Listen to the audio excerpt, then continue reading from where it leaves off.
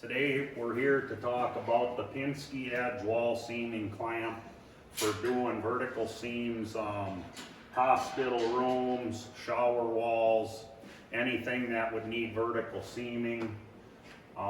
We build these with, this one has 5 clamps on it, but we can build them shorter with 3 clamps or 6 or 7 clamps depending on the height of your panels that you're going to be seaming together.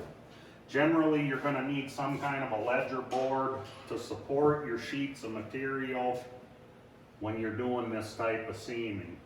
So we're just going to do a little demonstration here today to show you just how simple it is to use this. I'll point out first that there are gauges on these. So when you do turn your vacuum pump on and you apply that to your seam, you should be pulling at least 20 inches of draw on the gauges. That means you got a good secure vacuum. So now we're gonna put some glue on here. We're gonna seam this up.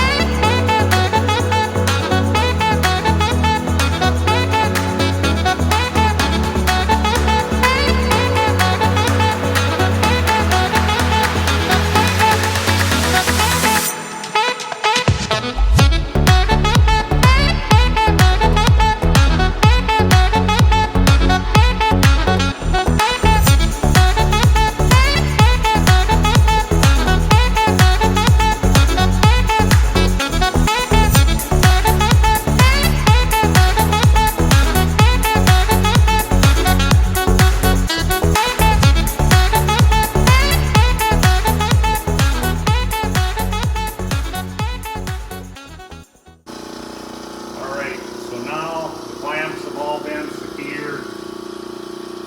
The hand lever is applying pressure to the seam.